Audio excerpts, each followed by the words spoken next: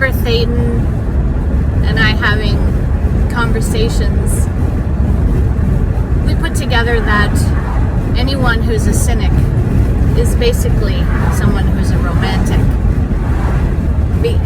A disappointed romantic. And I forget exactly where he got this quote from, where he said that a cynic is a romantic looking at the world through rose-colored glasses with jaundiced eyes. Anyway, I had this thought as I was preparing to pull out of my driveway, because I have been contemplating this, and this comes and goes from my mind. It's just like, why do people give up and just become, content to, or not content, but choose to live in a lonely,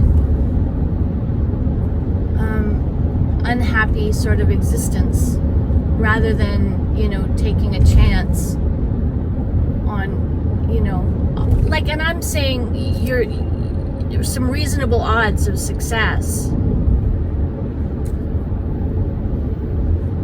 For example, job interview.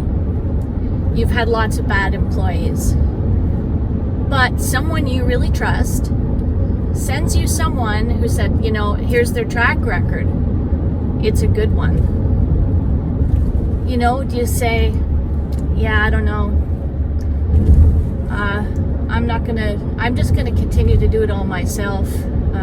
I don't want to take the chance, in spite of the fact that, numerous references to indicate that this person is legit. And I'm going to say that's my experience with trying to get into relationships. Pretty much, people I've met they're beyond jaded to the point that they're just not, in spite of having, a strong inclination, are just not willing to try. I guess they've run out of believing. And, I'm going to say that I have definitely had at least my fair share, conservatively, at least my fair share of shitty experiences in friendships, romantic relationships, on the job, job interviews. But, of course, the ones that are most important would be friendship, family, and romance, and not in any particular order. I have had, I'm going to say more, but, there's always someone with more. So I've at least had my very fair share of very bad experiences. Yet what I really have decided is that I don't want the rest of my life, the time that I have left here, to be dictated, deeply informed, or shaped by my bad experiences. There's been a lot of good over the years, and I think because I've taken that chance with people over and over again, that's why I've had so many good experiences. Benefit of the doubt is a really big thing for me, and it always has been, and it certainly bit me in the ass.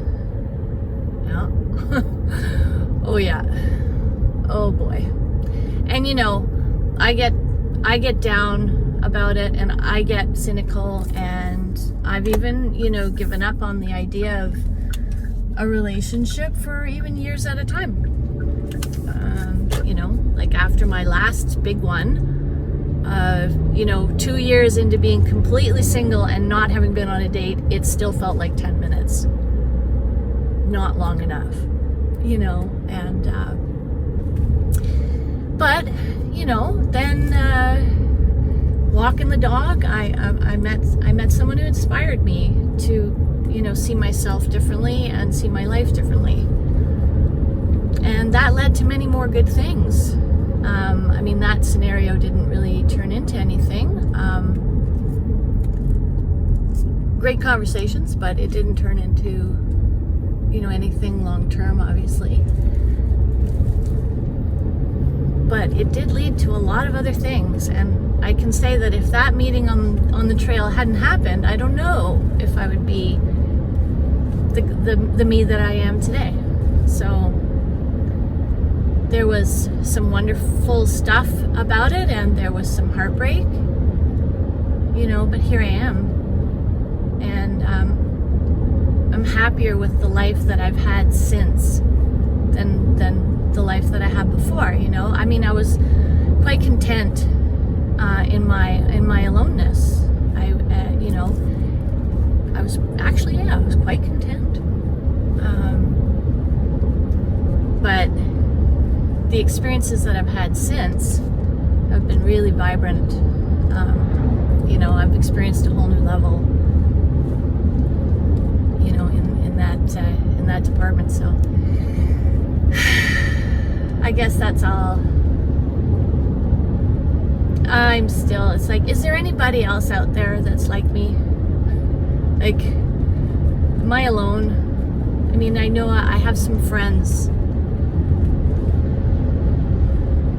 I have some girlfriends, but unfortunately I'm not gay enough. It's like, is there anyone else that's out there that's like me, that is actually given sufficient evidence that things won't be terrible?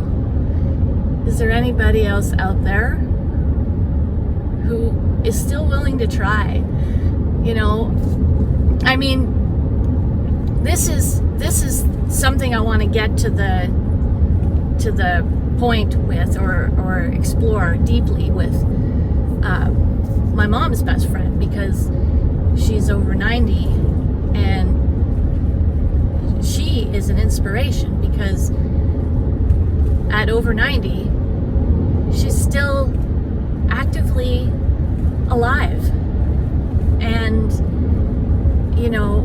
open to experience and exploring ideas, and she's present. She's like a youthful person with 90 plus years experience, and so it's incredible. Most people give up way before then. I mean, I've certainly known people that their life ended at some point when they're around 30. I mean, there's people whose lives literally ended, but I mean,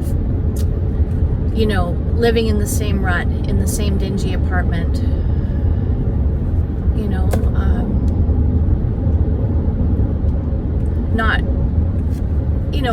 not taking any risks, not building a new career, not getting out there meeting new people, not out there trying to meet a woman and have a relationship, just like, it's like it progressed to a certain level and it stopped, and then from there it just stayed the same.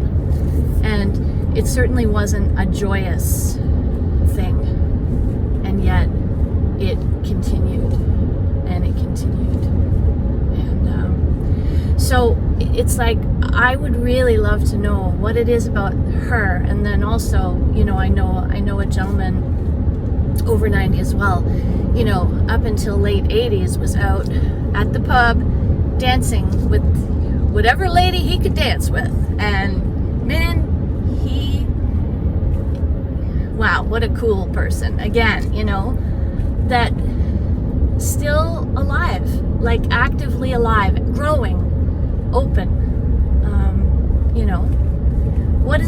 What makes someone have that wherewithal, to sort of keep on keeping on?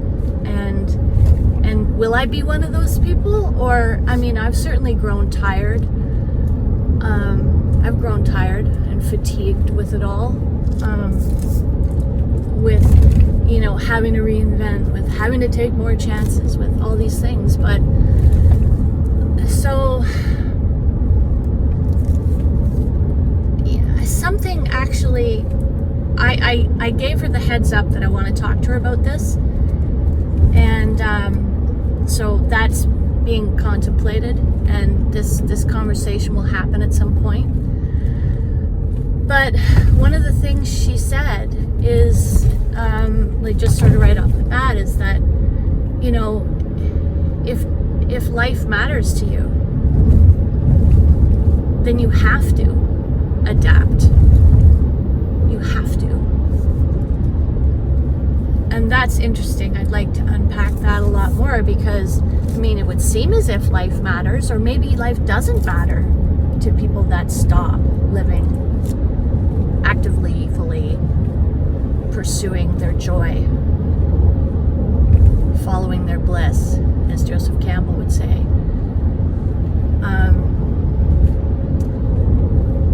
Maybe life doesn't matter. Maybe what matters more is safety, predictability,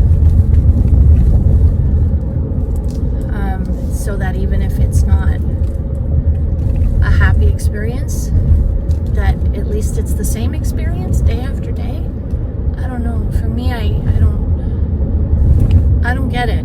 And I remember thinking way back, you know, because there's two kinds of people in this world.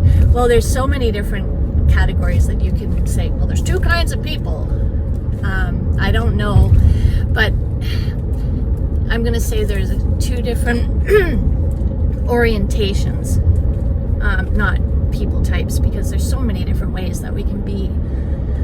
And people contain contradictions as well. So anyway, there's people, I remember thinking of it though, because I was very obsessed with fear of death, and mortality was a huge, it was the biggest element, I would say, in my growing up and into, you know, my early 30s. I mean, mortality. And I just remember thinking at one point, I would have been in my 20s, that, some people are more afraid of living than they are of death. And whereas I am much more afraid of death than anything life might throw at me. So I used to use that. Well, if I was going to die tomorrow or in a week, what would I do? If I had 6 months to live, would I change my decisions, my path? You know, this is something I've over and over again used as a way to figure out if I'm just anxious or if I'm actually really scared for good reason of doing something. Am I afraid of embarrassment? Am I afraid that I'll fail? Am I afraid of humiliation? Am I afraid of people seeing that I feel awkward? And usually, if I was going to die tomorrow or in a week,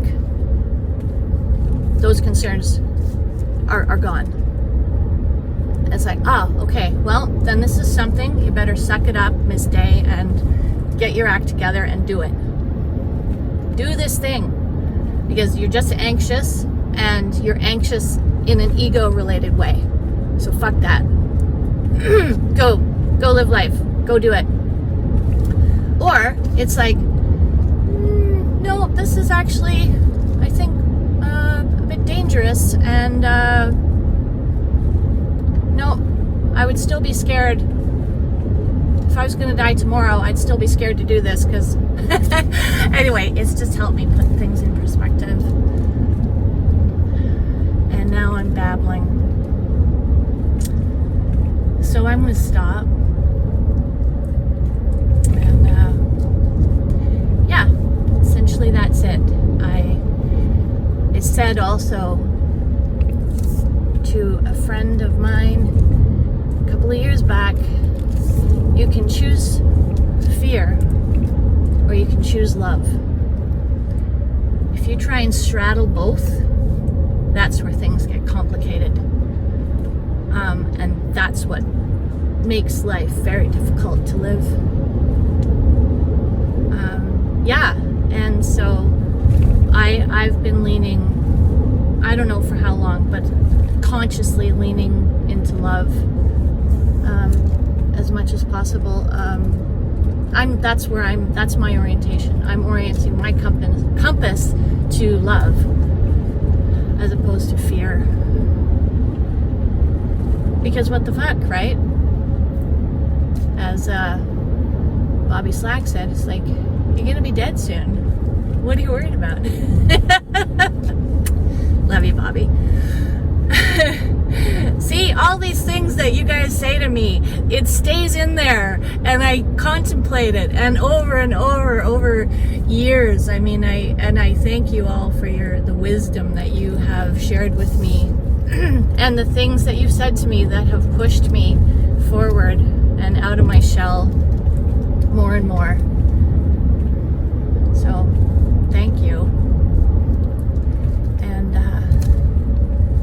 yep, I'm leaning into love, and I'm not going to let my future be defined from fear of experiencing bad things. You know, it's going to affect me, but it's not going to define me, and it is not going to be what directs me, and it is not going to be what controls me. Fear is not going to be my fucking dictator. Thank you very much.